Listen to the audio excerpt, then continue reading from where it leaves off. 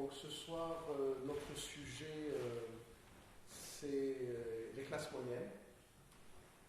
C'est un sujet qui est très largement débattu, à la fois dans les sciences sociales, mais également dans des lieux de décision internationaux depuis plusieurs années. Il est débattu, mais il est également très problématique au sens scientifique du terme. Est-ce que les classes moyennes existent vraiment? Est-ce qu'on peut parler de classe moyenne? À quelle réalité plurielle cette notion de classe moyenne renvoie-t-elle? Le reflet de quelle transformation, de quelles évolutions sociales, politiques, économiques, culturelles, représentatives cette notion de classe sociale à quelle réalité donc elle renvoie? J'ai pas vu le film. Donc voilà, autant de questions très complexes. Et pour nous en parler, donc, nous avons le plaisir d'accueillir Dominique Daron. Dominique Daron est professeur à Sciences Po Bordeaux. Il est également directeur du Centre d'études africaines de Sciences Po Bordeaux, Les Afriques dans le monde. Il a beaucoup travaillé, entre autres, sur cette notion de classe moyenne et était donc particulièrement bien placé pour nous en parler. Merci Dominique d'avoir répondu à notre appel. Je te laisse la parole. Voilà, tu vas tout nous expliquer sur les classes moyennes en Afrique. D'accord. Merci beaucoup. Est-ce que ça va? Vous m'entendez? J'ai pas besoin de... Ok. Donc le sujet que je vais essayer de vous présenter aujourd'hui, c'est un sujet qui est un peu problématique parce que, en gros, je vais vous parler de quelque chose dont on n'arrive pas à cerner les contours. Et donc, je vais vous parler de quelque chose qui a peu de chances d'exister. C'est cette soi-disant classe moyenne africaine, dont on a beaucoup parlé à partir des années 2010, à peu près, entre 2010 et 2020. Pendant 7-8 ans, c'était donc à la une de tous les journaux télévisés, les journaux magazines économiques, universitaires, etc. Et puis depuis à peu près 1 ou 2 ans, on en parle beaucoup moins. On continue à en parler, mais on ne sait toujours pas ce que c'est. Alors pour vous montrer un petit peu la naissance d'un sujet, donc l'idée c'est de vous montrer comment naît un sujet, comment il est porté au pinacle à la fois médiatique et universitaire scientifique, comment il va y avoir une mobilisation de ressources qui vont présenter ce sujet comme étant une évidence même, alors même que je vais être très direct sur le sujet, tout ce qu'on raconte dessus est faux. Y compris les chiffres, y compris l'interprétation des chiffres. Et donc c'est cette interrogation. Alors, le sujet, il naît pour nous, alors je dis nous parce que j'étais avec un de mes collègues qui s'appelle Komi Toulabor, on a travaillé sur ça ensemble au début, et il naît pour nous pendant une réunion à Paris. On est invité à déjeuner par quelqu'un du ministère des Affaires étrangères, et il y avait des gens du Centre d'études et relations internationales de Paris, il y avait Komi Toulabor, non, Komi n'était pas là, moi j'étais là, et on était 3 ou 4 qui travaillons sur l'Afrique. Et la personne du ministère des Affaires étrangères qui nous invite nous dit pourquoi vous ne travaillez pas sur les classes moyennes en Afrique? Et on s'est regardés tous un peu comme des chiens de faïence, et en même temps on se dit mais jamais on a pensé à ce sujet. Dedans il y avait des gens comme Richard Banegas, des gens qui ont été rédacteurs en chef de Politique africaine, la revue de référence en France. Jamais il y a eu un numéro de politique africaine sur les classes moyennes depuis sa fondation. Même la notion de classe sociale qui était un peu travaillée par certains auteurs au début de politique africaine, petit à petit a disparu. Et on n'en avait jamais parlé. Et donc on a dit mais c'est pas sérieux, ça n'existe pas, à part peut-être dans quelques États, l'Afrique du Sud, peut-être le Ghana, et en marge, ça n'existe pas. Et en revenant, donc on a dit en gros non, ça ne nous intéresse pas. Il y avait un photographe qui lui voulait filmer les classes moyennes et photographier les classes moyennes, il s'appelle Johan Bartoletti, et avec lequel on a fait une exposition au musée d'Aquitaine il y a quelques années sur les classes moyennes africaines. Et alors lui nous a essayé de nous convaincre, mes collègues parisiens sont partis un peu fâchés, en disant vous nous faites perdre notre temps, et nous les Bordelais on est revenus, et dans le train on a réfléchi, on n'avait rien d'autre à faire, et on s'est dit mais peut-être qu'il y a quelque chose. Et donc on a commencé à chercher, Et en fait, ce qui était intéressant, ce n'était pas tellement les classes moyennes que d'essayer de comprendre comment on crée un sujet. Et donc c'est ce que je vais essayer de vous montrer. Alors, il y a eu la création d'une controverse artificielle. Alors c'est bien délimité dans les sciences sociales. Donc c'est en fait la controverse artificielle, c'est ces tactiques aujourd'hui on dirait des fake news. Il y a des cabinets qui sont spécialisés dans la capacité à imposer à l'agenda public un objet qui n'existe pas, mais dont ils ont besoin pour des raisons de captation de marché, de création d'orientation politicienne ou autre. Donc on va produire un enjeu de toute pièce où on va diffuser des informations qui vont empêcher les informations universitaires ou scientifiques de se répandre, ou qui vont venir les remettre en cause pour empêcher que la science, elle, vienne imposer son sujet. Alors exemple, le réchauffement climatique, donc vous avez le GIEC, etc. Et vous avez à côté de ça tout un ensemble de lobbies et de lobbyistes qui sont mobilisés, qui produisent des rapports, des contre-rapports, pour venir expliquer que, en fait, oui, il y a un réchauffement, mais c'est ponctuel, c'est pas lié à l'activité humaine, etc. Et qui viennent mettre en doute le thème. Mais de la même façon, on a des lobbyistes qui vont venir créer un enjeu. Dans le cas des classes moyennes, il n'y a pas de complot. Donc il ne faut pas penser qu'il y a des gens qui se sont pris la tête, on dit qu'est-ce qu'on pourrait monter en Afrique, etc. Mais il y a eu une convergence de tout un ensemble d'acteurs qui vont des associations d'aide au développement, des gouvernements qui génèrent de l'aide pour le développement, des grandes multinationales qui sont à la recherche de marchés, d'une organisation internationale, la Banque africaine de développement, pour ne pas la nommer, qui est en conflit avec la Banque mondiale et qui essaie de reprendre le dessus dans un débat idéologique. Et tout ça, la Banque mondiale qui va vouloir reprendre le contrôle en parlant elle aussi de classe moyenne. Et on a une convergence de tout un tas de gens qui n'ont rien à voir les uns avec les autres, qui ne se sont pas concertés avant, mais qui va générer un espèce de buzz classe moyenne en Afrique. Voilà. Donc vous voyez, c'est cette espèce de mouvement non concerté, c'est pas un complot, c'est à un moment donné une convergence de situations qui fait que tout le monde va réagir à la même chose. Et y compris les universitaires, parce que nous, on n'a rien d'autre à faire à ce moment-là, et on va s'intéresser à ce genre de choses. Alors qu'est-ce qui se passe? Il y a un emballement médiatique, ça, 2009-2015, 2009-2012-13. On va entendre parler de classe moyenne partout.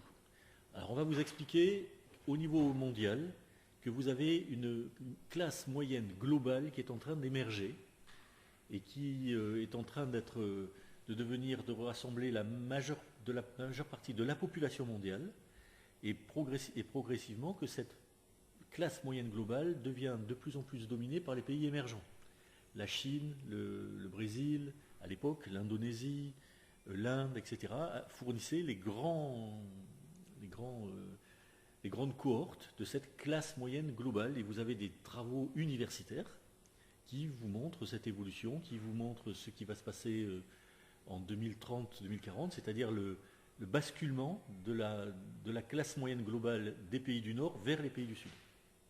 Donc il y aurait plus de gens des pays du Sud, en d'autres termes, dans la classe moyenne globale que des pays du Nord, même si la classe moyenne des pays du Nord est plus riche que la classe moyenne des pays du Sud. D'accord, ça va? Oui. Donc on a ces travaux de la Banque mondiale qui vont nous développer tout ça, et ensuite ils vont nous expliquer qu'on voit la classe moyenne émerger en Asie, on voit la classe moyenne émerger en Amérique latine, et on va avoir des travaux de la Banque asiatique de développement qui vont le montrer, la Banque d'Amérique latine. Et il n'y a rien sur l'Afrique. Et à ce moment-là, en 2011, sort un rapport de la Banque africaine de développement qui va annoncer, qui explique qu'il y a une émergence de la African Middle Class. Et donc on a des travaux qui vont annoncer des chiffres, et vous allez voir les chiffres assez étonnants. Alors, l'emballement se fait aussitôt. En 2005, si je me rappelle bien, The Economist britannique avait titré l'Afrique le continent du malheur. En 2009-2010, il titre le continent de l'espoir. Et le suivant, c'est The Rise of the African Middle Class. Et le Point français fait la même chose. Donc tout d'un coup, il y a une bascule on passe d'une conception négative et extrêmement pessimiste de l'Afrique à une conception d'émergence de l'Afrique. Alors de l'Afrique, hein, c'est l'Afrique dans sa globalité qui est présentée. Hein. C'est African Middle Class, la classe moyenne de l'Afrique, pas de certains pays, etc. Donc on change complètement de registre dans les magazines. Si vous regardez un petit peu les magazines depuis 2 ans, ils sont en train de se calmer un petit peu, mais on reste avec cette histoire de classe moyenne qui encore. Les cabinets d'experts se jettent sur la notion de middle class. Et donc si vous regardez Deloitte, le Standard Chartered Bank, le Deutsche Bank, la banque suisse, McKinsey, etc., tous les grands cabinets d'expertise internationaux se jettent sur la classe moyenne et multiplient les rapports. Et ils multiplient des rapports avec des chiffres de plus en plus étonnants qui vont aller jusqu'à nous expliquer que 40% de la population africaine est middle class. Il y a des moments où vous vous posez quand même des questions, vous dites mais d'où ils sortent? On a raté, avec mon collègue, quand on travaillait sur ça, il y a certains moments, on se regardait, on disait mais attends, on a raté une étape, quoi. Il y a un truc qui va pas. Donc un vrai business qui se développe, les grandes multinationales, la CFAO a fait faire des rapports sur le middle class en Afrique de l'Ouest, Ipsos en a fait faire, Unilever, enfin tous les grands trucs de business ont fait faire des rapports sur les classes moyennes. Résultat, il y a une saturation du marché sur les classes moyennes, tout le monde ne parle que des classes moyennes, et donc si tout le monde parle des classes moyennes, c'est bien que les classes moyennes existent. Et nous à l'université qui n'arrivons pas à les trouver, on reçoit toute la journée des coups de téléphone de tous les journaux qui nous disent « Mais vous qui travaillez sur l'Afrique, parlez-nous des classes moyennes. » Et donc nous, on va faire des interviews en disant « Mais en gros, les classes moyennes, ça n'existe pas. » Mais c'est traduit dans les journaux comme « Les classes moyennes en Afrique n'existent pas, mais quand même. » Et donc en fait, notre discours va venir abreuver, va venir supporter ce discours lui-même sur les classes moyennes, alors même que nous n'arrêtons pas de dire « Ce ne sont pas des classes moyennes. » Et comment vous voulez appeler ce truc qui est qu'on nous décrit, dont on ne sait pas ce que c'est, et qu'on n'arrive pas à capter. Alors voilà les chiffres donc ça c'est juste quelques chiffres qui sont donnés par les différents auteurs, les différents rapports. Alors je vous ai donné une gamme, mais vous voyez le problème de la gamme, c'est que si vous prenez Crédit Suisse, c'est 18 millions de personnes en Afrique. Donc l'émergence de la classe moyenne sur en gros 1 milliard d'habitants, 18 millions, c'est pas vraiment ce qu'on appelle une classe moyenne, quoi. Hein. En tout cas, c'est pas l'espèce de centre de la toupie, là. C'est ça la classe moyenne. Le gros ventre de la toupie, c'est la classe moyenne, quoi. Pas beaucoup de riches, pas beaucoup de pauvres, un gros morceau au milieu. 18 millions sur 1 milliard, c'est pas terrible. Unilever, 100 millions. La CFAO, 143. Caras, donc celui qui va porter la notion de Global Middle Class pour la Banque mondiale, lui il est à 120 millions pour l'Afrique. Et les gens de la BAD, 400 millions sur 1 milliard. Là, 400 millions, on commence à se dire, ça pèse. Mais vous voyez les écarts entre 18 millions et 400 millions, vous dites, mais ce n'est pas les mêmes gens. Le problème, c'est que très souvent, ils prennent les mêmes critères. Donc un des critères, ça va être toute la population qui a un revenu compris entre 2 et 20 dollars par tête et par jour. Voilà, 2 et 20 dollars. Déjà le critère, la fourchette, 2 et 20 dollars par tête et par jour. C'est pas pareil de gagner 2 dollars par jour ou 20 dollars. Hein. Surtout si vous êtes une famille de 8 personnes. 8 fois 20 et 8 fois 2, ça fait pas, vous n'arrivez pas au même résultat. Alors, vous dites, c'est quoi c'est énorme, hein, donc c'est absolument énorme. Vous dites, mais c'est une blague. Mais vous n'arrivez pas à convaincre que c'est une blague, ça se diffuse, c'est repris en chœur dans tous les médias, c'est repris en chœur par les gouvernements nationaux, par les agences d'aide internationales qui vont cibler la Banque mondiale, la classe moyenne.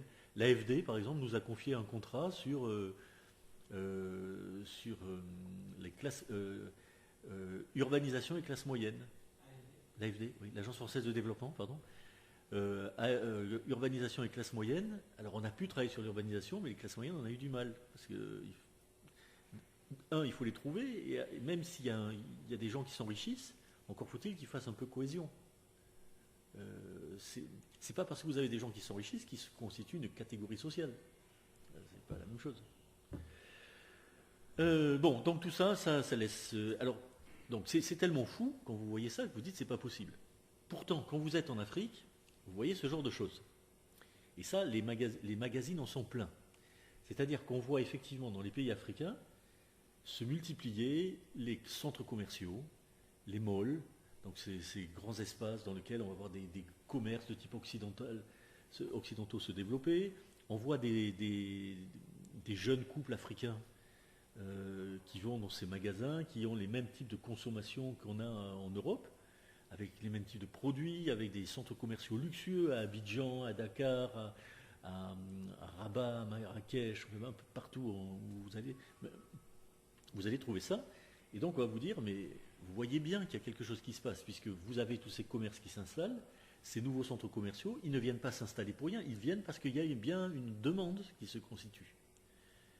Et cette demande, elle traduit bien l'émergence d'une nouvelle catégorie sociale. Voilà d'autres exemples donc, de centres commerciaux dans différents pays. Les grandes marques, Walmart, Carrefour, se sont implantées un peu partout en Afrique. Et aujourd'hui, vous avez, dans les grandes villes africaines, une multiplication de ce genre de commerce, de ce genre de type de consommation, de type occidental, à côté des formes classiques. Le carré que vous avez en haut de couleurs différentes, c'est ce qu'on appelle les marchés de pauvreté. C'est l'idée que la pauvreté est un marché. Donc ça veut dire qu'à côté de l'émergence de ces catégories qui vont consommer dans les centres commerciaux de type occidentaux, on voit des pauvres qui sont de plus en plus considérés non pas comme des gens qui n'ont pas de capacité d'achat, mais comme des individus dont on ne met pas assez en valeur les capacités de consommation. Donc en d'autres termes, il y a une transformation avec cette histoire de classe moyenne de la perception de la pauvreté. La pauvreté, en gros, c'est une incapacité de faire quelque chose, faute de moyens. Eh bien, dans les définitions qu'on va voir se développer de plus en plus, et vous allez voir, la pauvreté, ça devient simplement une mauvaise exploitation de capacité de consommation. Et à ce moment-là, vous commencez à avoir des explications de ce qui est en train de se passer. En fait, il y a une recherche de nouvelles formes de pouvoir d'achat par tout un tas d'interlocuteurs, soit des sociétés privées, soit des organisations d'aide internationale, soit y compris des organisations de solidarité à type ONG, etc., qui vont chercher des alternatives à leurs modalités d'action et des débouchés. Et ils vont les trouver chez les pauvres classiques ou dans les classes moyennes, soi-disant émergentes. Alors, comment expliquer cette ineptie? Donc, une classe moyenne qui commence à 2 $ par jour,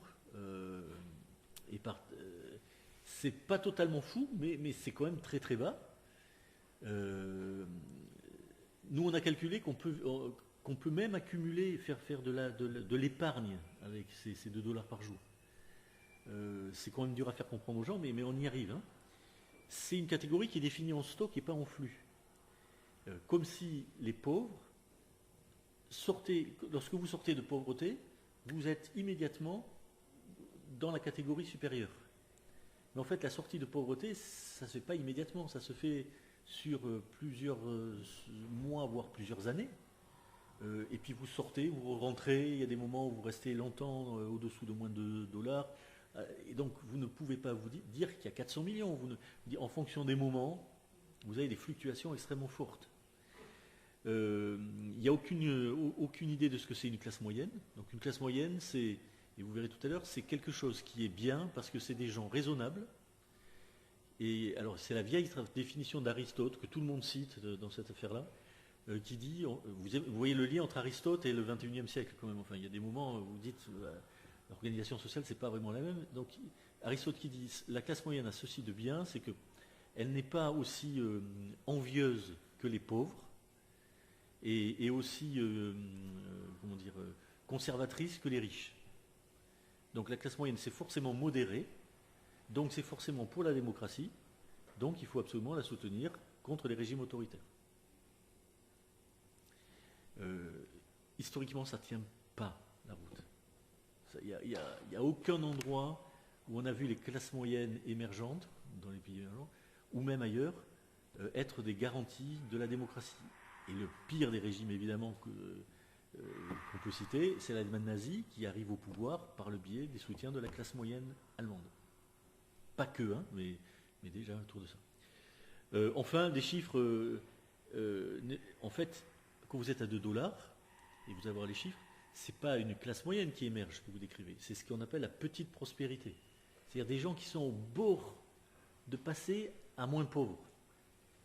Alors peut-être que ça, c'est l'émergence d'une classe moyenne, mais il faut être quand même, il faut avoir confiance dans l'avenir pour dire massivement ces gens qui étaient à 2 dollars et qui passent à 2 dollars 5 centimes, 10 centimes, qui créent un pouvoir d'achat, vont devenir des classes moyennes stabilisées, éduquées, etc.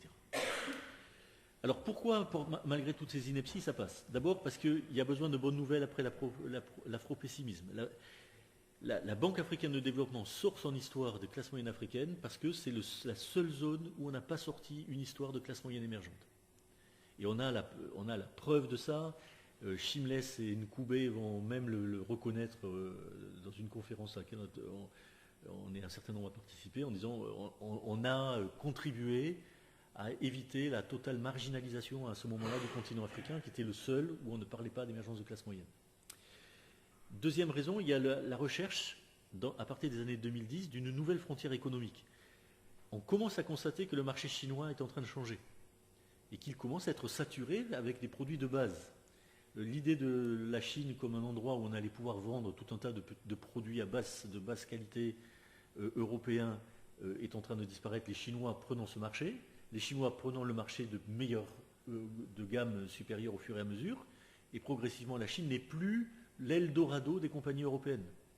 Et donc il faut trouver de nouveaux marchés. Qu'est-ce qui reste dans la globalisation? Ce n'est pas l'Europe, ce n'est pas l'Amérique latine, ce n'est pas l'Asie, ce n'est pas l'Océanie, c'est l'Afrique. Et l'Afrique, c'est génial, parce que c'est à la fois un énorme marché ouvert, c'est un marché en pleine croissance démographique, et c'est un marché sur lequel, a priori, tout est possible. Donc on va partir sur l'Afrique, frontière économique, au moment où l'Afrique se caractérise par la croissance démographique très rapide, et en même temps une croissance économique qu'elle n'a jamais connue. L'Afrique sur les 20-25 dernières années, alors l'Afrique, il y a des écarts, évidemment, mais globalement, depuis 25 ans, l'Afrique connaît une croissance continue du PIB, et souvent une croissance très élevée. Sur les 10 niveaux de croissance les plus élevés au monde, vous avez, bon an mal an depuis 20 ans, entre 5 et 7 pays africains. Donc il y a croissance économique, croissance démographique, un marché en pleine expansion potentielle, on va s'y ruer. Tout le monde veut s'y ruer, les ONG qui voient des moyens de satisfaire leurs propres besoins d'activité, de solidarité, le business, les organisations internationales. C'est d'autant plus facile que tous les chiffres partent dans tous les sens, on ne sait pas comment on les calcule, on ne sait pas si on parle de foyers ou d'individus, mais c'est des trucs, mais un étudiant de première année qui nous fait ça, il a 0. Ne pas dire si on a des chiffres en parité de pouvoir d'achat ou en valeur absolue, c'est énorme. Ne pas dire si on a un revenu calculé sur le revenu ou sur le patrimoine, c'est pas possible. Pourtant, c'est ce que font les Nkoubé et Shimless dans leur revue. Ils vont changer de calcul du revenu. On passe du revenu au revenu salaire au patrimoine. Et sans le dire. Mais comment vous avez fait ça? Ah oui, on a changé de calcul. Bon, bref. Donc tout ça, c'est complètement confus. Et les universitaires, c'est pas mieux. Nous, c'est pas mieux, parce que on a perdu tout le débat sur les classes sociales à l'université. Dans les pays africains, dans les pays du Sud, le débat sur les classes sociales, on l'avait encore en Afrique du Sud avec les fameux débats race ou classe, avec l'apartheid et ce genre de choses. Mais globalement, notamment dans l'Afrique francophone et chez les spécialistes francophones de l'Afrique, on a complètement perdu cette idée-là et on pense qu'il ne peut pas y avoir de classe moyenne sans une plus-value manufacturière. Or, on ne voit pas la transformation, on ne voit pas des industries se développer partout en Afrique. Donc il ne devrait pas y avoir de classe moyenne. Et donc les universitaires disent il n'y a pas de classe moyenne, donc on ne veut pas regarder ce qui se passe. Résultat, on laisse les autres faire ce qu'ils veulent. Alors ça crée une espèce de prophétie créatrice, une hystérie complète de l'émergence. Donc la limite de la malhonnêteté est basée sur cette expansion un peu partout de l'économie. Donc je vais aller un peu vite. Donc ça, c'est l'évolution de la population africaine théorique, mais pas que théorique aujourd'hui. C'est manifestement ce qui arrive. Donc vous voyez ce continent qui va quasiment doubler de population à la porte de l'Europe. Donc imaginez des entrepreneurs ou même des gens des organisations internationales ou des ONG de solidarité. Ça veut dire qu'ils vont avoir un marché gigantesque qui est en train de s'ouvrir. D'autant plus que si vous regardez l'évolution du PIB, regardez l'Afrique en rouge, hein, le continent africain connaît une évolution du PIB très significative. Et à nouveau qui est relativement généralisée. Donc on a de plus en plus d'Africains avec des revenus de plus en plus importants. Donc le marché est bien en train de s'ouvrir. Et puis si on est logique, il doit y avoir des classes moyennes. Puisqu'il y a des riches, ça s'enrichit. Alors c'est d'autant plus vrai que toute la politique de l'aide est remise en cause. En gros, on va nous expliquer que l'aide ne marche pas. Et donc on va chercher autre chose. Et dorénavant, à partir de cette période-là aussi, à partir de la fin des années 1990, début des années 2000, c'est la période où tous les bailleurs publics vont transférer une partie de l'activité de l'aide vers les secteurs privés, soit vers les organisations philanthropiques, soit vers les sociétés privées qui sont considérées comme étant les meilleurs vecteurs du développement. En d'autres termes, pour que l'aide soit efficace, il faut passer par l'entreprise privée. Vous avez des textes entiers de la Commission européenne, vous avez des textes entiers du gouvernement français, du gouvernement américain, etc., qui vous montrent que de toute façon, les gouvernants n'ont plus l'argent pour l'aide internationale. On passe par l'entreprise privée qui va faire le développement parce que c'est son travail, elle sait mieux le faire, en association avec les ONG qui seront financées partiellement par des bailleurs de fonds. Donc en gros, il y a une organisation à trois, le bailleur qui donne de l'argent, l'entreprise qui fait le business, mais sur des marchés qui ne sont pas encore matures, mais qui va être remboursée en partie par l'argent du bailleur, en attendant de faire une plus-value, et l'ONG qui va venir donner l'aspect solidarité, éducation, formation, logement et ce genre de choses. Humanitaire. Et donc les trois sont censés marcher ensemble. C'est ce qu'on appelle inclusive business. C'est ces formes de gestion anticipée du développement. Alors ça veut dire quoi? Ça veut dire que vous n'avez pas besoin d'avoir un marché mature, solvable, pour aller sur ce marché lorsque vous êtes une entreprise. C'est complet pour le bailleur quand même. Ah, c'est très... Oui, mais comme le bailleur considère que donner l'aide comme on le faisait autrefois ne marche pas, parce qu'il y a des problèmes de corruption, parce qu'il y a des problèmes de détournement, parce qu'il y a des problèmes de lignes de crédit, enfin, tout un tas, et puis il y a tout un tas de bouquins qui démontent l'aide internationale partout, il faut trouver autre chose. Or, là, dans cette époque-là, maintenant ça change un petit peu, mais le vecteur de l'efficacité économique, c'est l'entreprise.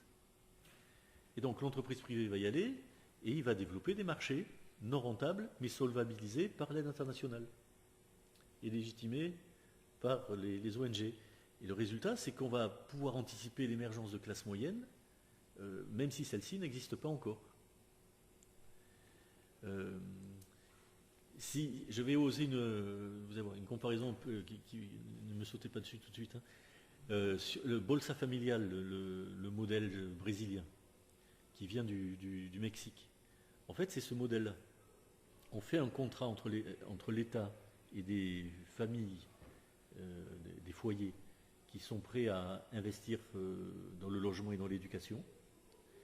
Ce contrat va être financé par l'État, mais réalisé par des entreprises privées, les constructions de logements et ce genre de choses. Donc on a ce modèle-là à trois, encore une fois, là interne, qui se constitue.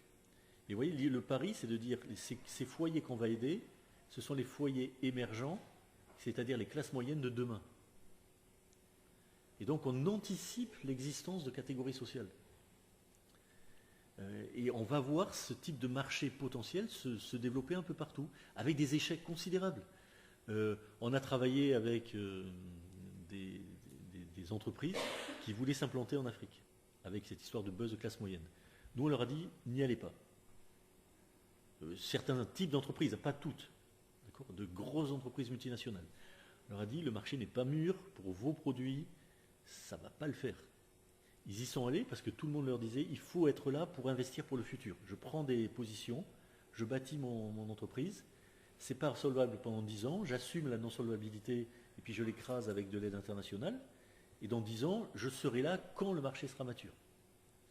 Dans les 3 dernières années, il y a eu un retrait de très nombreuses entreprises qui ne solvabilisent pas. Ce qui ne veut pas dire qu'il n'y a pas de mouvement, d'émergence de quelque chose. Vous allez voir. Alors, oui, voyez, voilà si vous regardez les silos, ben, essayez de me trouver la classe moyenne. Ça, c'est les chiffres de Nkoubé et Chimless, donc les auteurs de la Banque africaine de développement, qui va être cité partout, montré partout, disant regardez les classes moyennes africaines en émergence. Alors si vous les trouvez avec ça, c'est leurs chiffres, hein, c'est leur graphique, j'ai rien touché. Où sont les classes moyennes?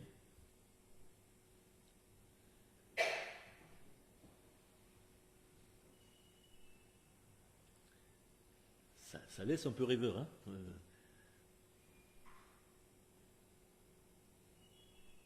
Donc, où sont les classes moyennes et quelle est la catégorie qui émerge, qui est en train de prendre de plus en plus de place? Oui, et il n'y en a qu'une qui n'est pas stable, qui connaît un accroissement considérable, même. C'est la fameuse floating class. Donc, la classe flottante. Alors ça, c'est un truc génial. Donc, la classe flottante, c'est entre 2 et 4 dollars par jour. Or, en fait, la seule catégorie qui augmente, significativement, hein, en réalité, c'est celle-là. Et donc, ce qu'on a appelé classe moyenne, c'est une manip où on a associé des gens qui sont à 2 dollars à des gens qui sont à 20 dollars. Donc, en fait, vous voyez, vous associez la orange, la jaune foncé, la jaune claire, et jusqu'aux riches exclus. Donc, vous associez des gens que vous ne pouvez pas associer. Entre 2 et 20 dollars par jour, c'est grotesque, ça n'a pas de sens. À nouveau, si vous faites ça par rapport à une famille moyenne africaine d'Afrique de l'Ouest, on prend, parce qu'après c'est différent ailleurs, autour de 7-8 personnes, vous êtes d'un côté à 16 dollars, de l'autre côté vous êtes à 160 dollars par jour. Avec les économies d'échelle, d'un côté vous êtes à l'aise, relativement à l'aise, de l'autre côté, vous n'êtes pas à l'aise du tout. D'accord? Vous voyez un peu Donc là, c'est sur cette base statistique qu'on crée le buzz de l'émergence des classes moyennes. Alors quand on montre ça maintenant et qu'on raconte, personne n'y croit, hein, mais voilà, cette histoire de floating class, c'est devenu une espèce de truc fou. Alors juste pour vous montrer la différence avec un pays d'Asie. Donc voilà, ça c'est l'Afrique, ça c'est le Vietnam. Donc quelle est la catégorie qui augmente? Tout de suite, à l'œil nu, hein, le gris. Le gris, c'est lower middle class. On voit ce qu'on va appeler émergence des classes moyennes en Asie. C'est cette augmentation systématique d'une catégorie intermédiaire qui n'est pas la floating class, qui est au-dessus, qui part entre 4 et 6 dollars et au-delà. Mais on va assimiler ce qui se passe en Asie en disant il y a la montée de la classe moyenne asiatique, il y a la montée de la classe moyenne africaine, etc. Et je vais vous montrer ce que ça veut dire. Ça, c'est des chiffres juste pour vous montrer la différence entre les structures de revenus en Afrique, l'Amérique latine, l'Europe notamment. Et vous voyez que tout est inversé. L'essentiel des revenus en Afrique sont très très bas, le plus bas possible. Tandis qu'en Amérique latine, vous voyez, l'écart, il est dans l'autre sens. Les pyramides sont totalement inversées. Regardez la pyramide du Nigeria, ça veut dire que l'essentiel des revenus sont dans les bas revenus. BOP, c'est marché de pauvreté à moins de 500 dollars par an. Alors que si vous regardez l'Amérique latine, la concentration, elle est au-dessus de 2000 dollars. Ça va? C'est à peu près clair? Donc en d'autres termes, la structure de revenus en Afrique fait que on ne peut pas trouver, malheureusement, hein, on ne peut pas trouver de classe moyenne, puisque la quasi-totalité de la population se trouve à des niveaux de revenus extrêmement bas, à l'inverse de ce que vous avez en Amérique latine ou en Asie. Et alors, vous allez voir un autre graphique, pris encore sur l'agence française, non pas l'agence française, la Banque africaine de développement, Chimless et Nkoubé, qui est censé montrer l'émergence de la classe moyenne africaine. Donc moi j'ai rajouté les trucs bleus là. pour vous montrer. Si vous regardez le pourcentage la répartition de la population à moins de 2 dollars par personne et par jour, on est à 62% en Afrique, 33% au-dessus. D'accord ? 66% à moins de 2 dollars, 33% à plus de 2 dollars. La première ligne, ça va ? Oui. Si vous regardez maintenant le Developing Asia, on a un rapport inversé. D'accord ? On a plus de gens au-dessus de 2 dollars que de gens au-dessous.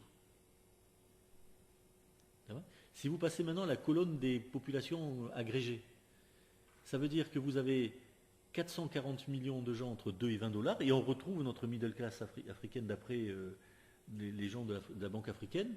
Mais regardez ce que ça donne en Developing Asia, c'est pas 400...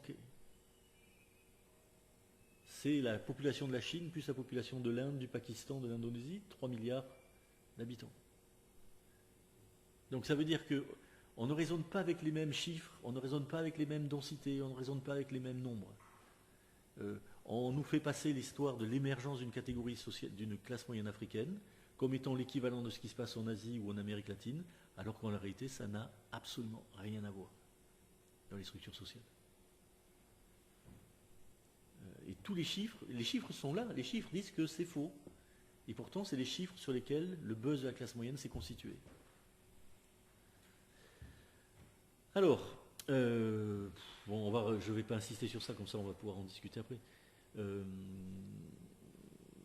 Donc en gros, on ne sait pas combien il y a de population en classe moyenne. Pardon, je me suis trompé, voilà.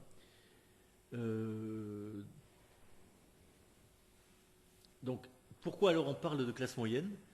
Principalement parce que les classes moyennes sont positivement connotées. En gros, les classes moyennes, c'est quelque chose qui est bon, qui est bien, qui veut dire qu'on est sur la voie du développement. Donc on va rattacher une espèce de frisson de transformation progressive des structures sociales en Afrique avec une idée de classe moyenne qui va venir leur donner un sens développementaliste. Ça y est, on est sur le chemin du développement, les classes moyennes sont là, et les classes moyennes, c'est la modération, c'est l'esprit d'entreprise, c'est la démocratie, c'est le futur.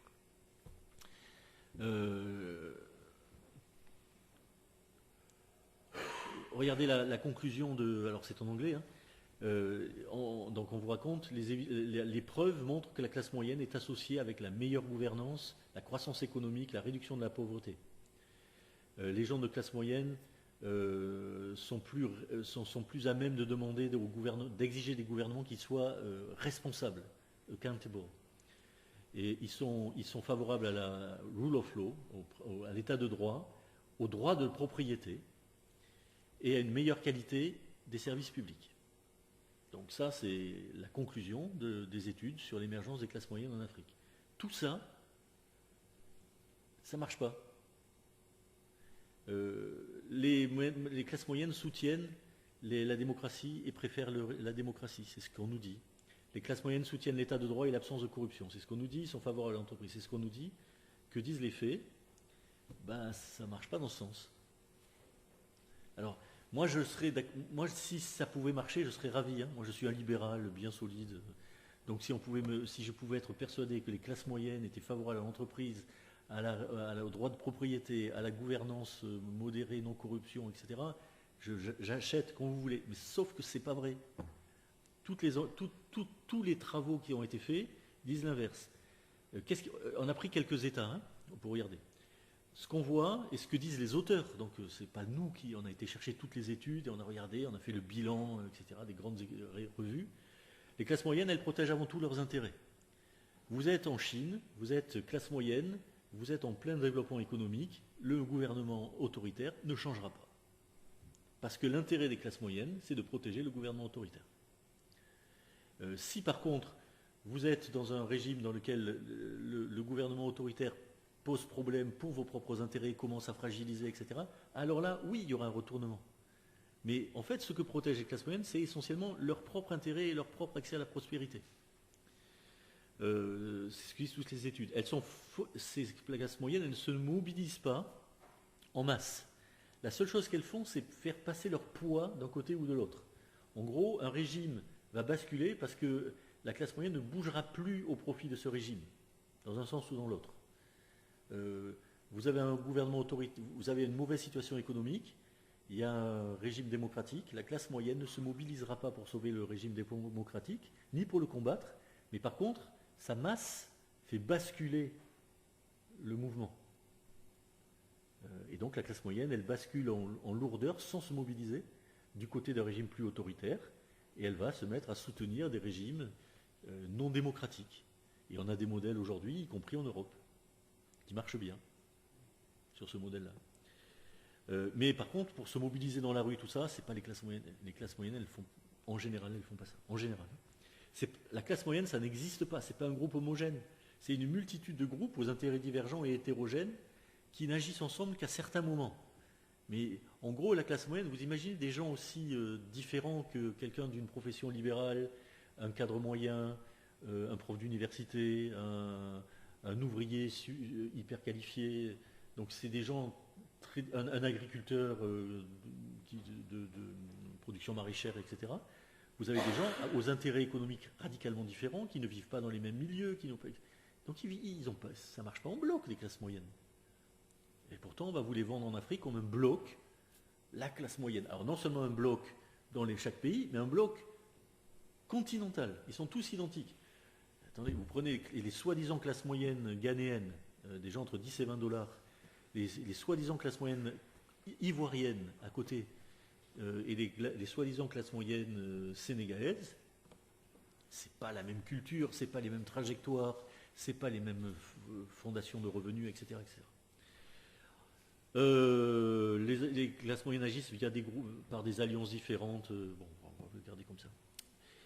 Alors, une fois qu'on a démonté tout ça, nous on s'est retrouvés un peu idiots à l'université. Parce qu'en gros, on s'est dit, ces classes moyennes, ça n'existe pas. Pourtant, il y a quelque chose qui se passe. Donc c'est ça le pire. On est parti sur un faux sujet. Il n'y a pas de sujet, il n'y a pas d'objet. La classe moyenne, alors il y en a un peu en Afrique du Sud, il y en a un peu au Ghana, il y en a un peu au Kenya, mais c'est un peu, c'est des petites traces. Il n'y a pas ça. Mais par contre, quand on a étudié les chiffres, on a vu qu'il y avait des transformations, des formations sociales en Afrique extrêmement fortes, mais qui ne sont pas une histoire de classe moyenne. Ce qui se passe, c'est l'émergence de cette floating class. Vous vous rappelez cette partie de la population qui est entre 2 et 4 $, qu'on voit sur la longue période augmenter sans arrêt, et progressivement se déplacer vers le haut. C'est-à-dire passer de 4 à 4,5, 4,75, etc. Donc il y a bien quelque chose qui se fait, et quelque chose qui est relié notamment à l'urbanisation. Donc en gros, dire qu'il n'y a pas de classe moyenne, c'est surtout pas dire qu'il n'y a rien qui se passe dans les sociétés africaines. C'est exactement l'inverse. C'est-à-dire qu'il n'y a pas de classe moyenne, mais il y a beaucoup de transformations dans les sociétés africaines, et notamment dans des catégories sociales qui apparaissent. Alors de quoi on parle? D'une sortie tendancielle de pauvreté. C'est-à-dire que quand on regarde la sortie de pauvreté, on a des trajectoires de sortie. Et quand on regarde ces trajectoires, alors malheureusement sur l'Afrique, on n'a pas de recul plus important que 15-20 ans. Alors après, ça dépend des pays. Il y a des pays où un peu plus. Sur 15-20 ans, on voit des déplacements de groupes familiaux vers la sortie de pauvreté. Alors à nouveau, ça veut dire que pendant plusieurs années, ils vont faire le yo-yo entre pauvreté et prospérité, avec plus ou moins d'intensité, de durée, etc. Mais la tendance, c'est la tendance qui semble émerger, c'est celle d'une sortie de pauvreté, comme on a connu en Amérique latine sur 3 générations, comme on connaît en Chine depuis la 2e génération, etc. On a un début de capitalisation. Alors là, ça paraît bizarre, mais on a fait des études très très précises avec nos collègues du Greta, les économistes, et on voit que des gens qui dépassent 2 $ par jour commencent à pouvoir épargner. Alors pour nous, c'est de la science-fiction, hein, mais ce n'est pas de la science-fiction. Ils commencent à épargner, ils commencent à investir par des accumulations de ressources. Et ça, on retrouve dans l'histoire des sociétés, on retrouve ça ailleurs. Et on avait rencontré une historienne du CNRS qui avait travaillé sur les lavandières françaises au je ne sais plus quel siècle, et qui nous expliquait comment elle capitalisait à partir du linge lavé. En fait, elle lavait le linge des riches, elle le nettoyait, le séchait, le pliait. Elle le ramenait pas chez les riches, elle l'amenait à la comment ça s'appelle, là où le prêteur à gage. Donc il gageait le linge des autres. Voilà. Et ce qui leur permettait de dégager un peu d'argent. Avec cet argent, elles achetaient des produits qu'elles allaient revendre, de la nourriture qu'elles cuisinaient, qu'elles revendaient. La marge, elle la gardait, et avec l'argent du reste, elle ressortait le produit stocké. Elle ramenait le linge aux riches, elle reprenait le linge sale, etc. Et l'historienne a montré le cercle de capitalisation que ça produisait et comment progressivement les gens s'enrichissaient en multipliant les petites activités. Or, en Afrique, partout, on voit des gens qui ont des multi-activités. On voit à peu près partout des gens qui investissent. Alors, on va investir dans une part de taxi, on va investir dans un poulailler, on va investir dans de la nourriture qu'on va cuisiner, qu'on va vendre à la sortie des usines ou des écoles. Et vous voyez tout ce mouvement qui, alors, tout ne débouche pas sur la fin de la pauvreté, mais qui est en train de transformer les structures sociales. Il y a des stratégies de promotion sociale très nettes. On a des trajectoires entières de gens, avec l'argent qu'ils dégagent, ils se paient une formation professionnelle pour pouvoir aller plus loin. Et on avait plein d'exemples. Et on voit les statistiques qui sont en train d'enregistrer cette montée en compétence d'une partie de la population, y compris dans des zones de pauvreté. Et enfin, des mutations sociologiques majeures. L'Afrique aujourd'hui, c'est pas celle d'il y a 20 ans ou 30 ans. Les jeunes sont la majorité de la population. Ils sont totalement ouverts sur les modes de consommation occidentaux. Ils sont totalement ouverts sur les trajectoires occidentales. Le niveau d'éducation a augmenté de manière considérable. L'éducation n'est pas forcément de bonne qualité. Mais donc il y a toute cette transformation en marche. Le résultat, on a quoi en Afrique? Alors c'est ce qu'on appelle nous. Alors c'est moins. Imaginez quand on essaie d'expliquer qu'il n'y a pas de classe moyenne, qu'il faut parler d'autre chose. Nous, on leur parle aux médias des nouvelles dynamiques sociales de petite prospérité en Afrique. Ils comprennent. Ils disent oui, des classes moyennes. Et à chaque fois qu'on leur parle de ça, eux, ils nous parlent de classe moyenne. Alors de quoi on parle finalement? Ben voilà, une société qui est en pleine restructuration, avec des riches, ceux qui sont à plus de $10 par tête et par jour. Des marchés matures, c'est à peu près 9%, des gens au milieu, très peu de personnes, et cette petite prospérité, donc ça c'est une expression chinoise qu'on a repris, qui représente une masse très significative de la population aujourd'hui. Les 44%, c'est trop, mais ça c'est les marginaux, mais la petite prospérité, elle est aujourd'hui à 20-25% de la population africaine. Dans certains pays, bien sûr, c'est plus que ça. En Côte d'Ivoire, au Ghana, au Kenya, en Afrique du Sud, cette petite prospérité, elle est à 35%, parfois 40%. Et la pauvreté, elle, par contre, a tendance à être écrasée progressivement. Et donc on a ces transformations en pleine formation, et qui fait qu'il n'y a pas de classe moyenne, mais il y a bien autre chose. Diversification, on voit les marchés qui se différencient, et ça c'est un bon signe. Ça veut dire qu'on a des formes de capacité de consommation qui sont bien en train de s'éclater. Cette idée d'une société africaine où il y a les pauvres d'un côté et les riches de l'autre, ça disparaît au profit de toute une gamme de structures sociales auxquelles correspondent des formes de marché différenciées. En fonction du revenu, on n'achète pas les produits au même endroit. On achète le produit soit à la petite marchande par terre, soit la petite gargote, soit dans le marché, le grand marché, soit dans un supermarché, soit dans un mall. Mais en fonction du revenu, le prix de la mangue, le prix de la pomme de terre, c'est pas le même dans les différents ou du vêtement. Donc en fait, on a tout un ensemble de marchés qui apparaissent. Les marchés de pauvreté sont valorisés aujourd'hui de plus en plus, et donc en même temps, ils créent de la solvabilité. Les foyers se mettent en pool pour les ressources, c'est des multi-revenus, le niveau d'éducation est en croissance et de nouveaux styles de vie sont en train d'apparaître. Donc on a une société qui se transforme radicalement. Qu'est-ce que je peux vous dire? C'est tout, hein, je vais finir sur ça. Je voudrais voir qui sont ces individus.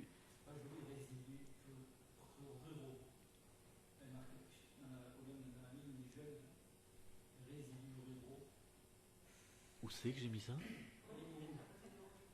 Ah, alors oui, parce que en fait, ce dont on s'aperçoit, c'est que ces transformations, dans la plupart des pays africains, mais pas tous, se font essentiellement dans les villes. Mais on voit quelques États dans lesquels ces catégories sociales intermédiaires émergent aussi, dès lors que l'agriculture est relativement, et même souvent efficace, et transformée progressivement en industrie. Alors le cas typique, c'est la Côte d'Ivoire. En Côte d'Ivoire, on a des émergents ruraux. Dans les autres pays, l'essentiel de l'émergence, elle se fait dans les villes. Mais alors, les villes africaines, c'est pas les... Quand on parle de villes africaines, nous, dans nos représentations, on a la mégapole. On a Kinshasa, Lagos, ce genre de... En fait, l'essentiel de l'urbanisation en Afrique, il se fait dans les villes de 100 000 habitants. Et qui se crée en réseau. Et ce qui est en train de se passer, c'est que cette transformation sociale, elle est essentiellement dans les zones urbaines, mais dans la totalité des zones urbaines, aujourd'hui, en tout est en expansion, et essentiellement entre 30 000 et 100 000 habitants. Et donc, oui, c'est résidu qui est un peu bizarre, oui. Non. En fait, c'est très résiduel en zone rurale. Mais voilà, le cas typique en Afrique, c'est vraiment la Côte d'Ivoire avec notamment les investissements sur l'anacardier, ce genre de choses. C'est pas du tout résiduel, par contre, en Asie. Hein. La classe moyenne au Vietnam, on a fait des enquêtes sur ça aussi, c'est en zone rurale essentiellement. Donc vous voyez, on a cette totale nouvelle structure des sociétés africaines qui est en train de se constituer, différemment d'un pays à un autre, avec des foyers qui gagnent...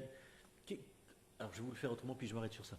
C'est quoi le revenu moyen d'un fonctionnaire guinéen en 2014 à Conakry? Alors, ok, je suis d'accord, c'est globalement 120 euros, même un petit peu moins. Alors, nous, on a travaillé dans l'administration guinéenne pendant 4 ans, avec mes collègues, et on travaillait dans la réforme de l'administration, et on avait accès à toutes les fiches de salaire. Et donc, évidemment, quand vous avez d'un côté un niveau de revenu, donc des gens de haut niveau, catégorie A, 120 euros, c'est... et quand vous regardez leur style de vie, ça ne va pas. Ça ne va pas. C'est-à-dire qu'avec 120 euros, vous avez un super 4x4. Vous allez avec eux chez eux. Ils habitent à 30 km de Kaloum. Donc il y a l'essence à payer. Ça coûte plutôt très cher. Et vous dites, ça ne va pas. Après, on a fait les enquêtes de consommation. Qu'est-ce que vous consommez, etc. Donc on était chez eux. On était très bien accueillis. Et donc, ce qu'ils consommaient, ça ne rentrait pas. C'est-à-dire qu'en gros, il aurait fallu 3-4 fois minimum. Hein. Et on ne parlait même pas du coût de la maison et autres. Hein. 3-4 fois le salaire. En fait, il y a plusieurs raisons. Alors, il y a l'histoire de la corruption, mais on va laisser ça de côté. Il y a le fait que c'est multi-revenu. Donc, la femme travaille aussi. Les enfants travaillent aussi. Le fonctionnaire de catégorie A, il a des investissements un peu partout. Il a investi dans un taxi, il investit dans une terre où on produit différentes choses, il investit dans une activité de comptabilité. Donc il a un multi-revenu. Et on va avoir une différenciation croissante de ces familles qui vont avoir une multiplication de revenus, multiplication dans tel secteur, dans tel autre secteur, dans tout ça dans les zones urbaines, parce qu'il faut des marchés qui soient solvables. Le niveau d'éducation de première génération, et alors catégorie A, il est bon, hein, il n'y a pas de problème, mais quand on va chez les fonctionnaires de catégorie B, il est relativement faible. Par contre, eux, dans leurs investissements, dans premier investissement, c'est la formation continue. Ils se paient des formations pour pouvoir progresser. Et c'est d'autant plus fort qu'on est dans un pays à un niveau de revenu élevé en Afrique. Éducation des enfants, et donc on a des transformations et des différenciations radicales de formes de formes de groupes sociaux. Donc on a des gens qui sont en pleine expansion économique, mais qui sont cachés. C'est pas pour ça que ce soit des classes moyennes à 20 $, hein, mais qui sont cachés. Et donc voilà ce qui se passe aujourd'hui, pour nous en tout cas, pas de classe moyenne, en moyenne, mais des transformations radicales avec l'émergence de nouvelles formations sociales, et très rapides, et des marchés solvables qui apparaissent un peu partout.